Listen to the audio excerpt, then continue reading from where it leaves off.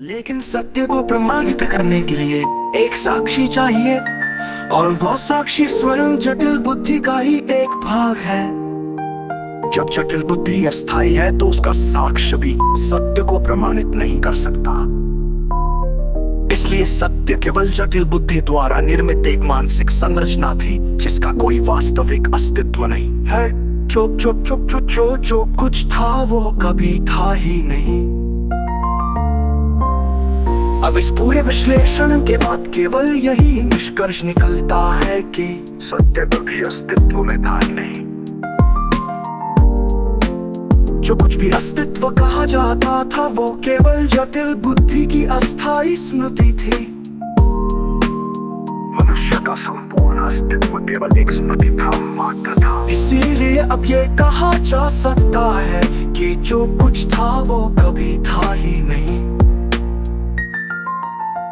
अब सत्य का विचार भी समाप्त हो चुका है, क्योंकि उसे सोचने वाली बुद्धि का भ्रम भी समाप्त हो चुका है। सत्य कभी अस्तित्व में था ही नहीं। अस्थायी जटिल बुद्धि का स्मृति कोश मात्र एक मंत्र भ्रम था। सत्य की अवधारणा मात्र एक मानसिक भ्रांति थी। जब कोई सत्य शब्द का उच्चारण करता है तो वह पहले से ही एक पूर्व निर्धारित मानसिक धारणाओं और स्मृति कोश के आधार पर कुछ न कुछ निष्कर्ष निकाल रहा होता है। परंतु यदि ये संपूर्ण मानसिक धारणाएं ही मात्र अस्थायी जटिल बुद्धि के स्मृति कोश में संग्रहित भ्रम हो तो सत्य की कोई भी अवधारणा वास्तविकता में अस्तित्व रख ही नहीं सकती।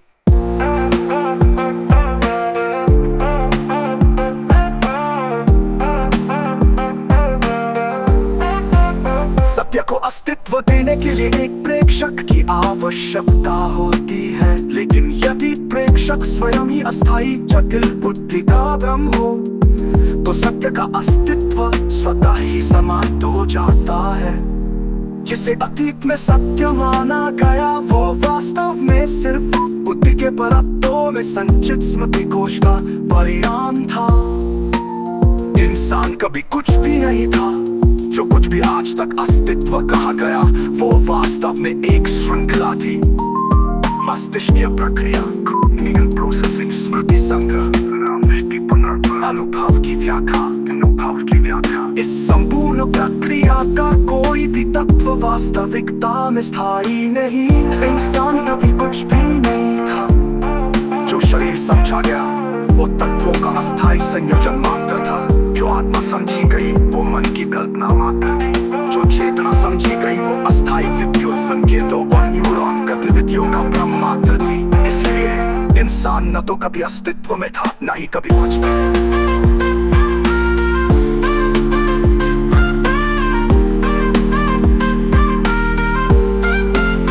यदि सत्य कभी अस्तित्व में था ही नहीं तो उसकी खोज भी केवल अस्थायी जटिल बुद्धि का एक खेल मात्र। जब कोई कहता है मैं सत्य की खोज कर रहा हूँ तो वो बस अपने ही भ्रम के एक और स्तर में फंस रहा हो। जब कोई कहता है मैंने सत्य को पा लिया तो वो बस अपने ही मानसिक स्मृति कोश में संग्रहित किसी नए विचार को पकड़ रहा होता है।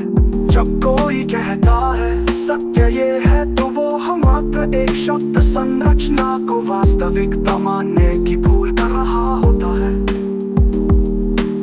जब कोई कहता है मौजूद नहीं था तो सत्य की खोज भी एक व्यर्थ प्रक्रिया थी।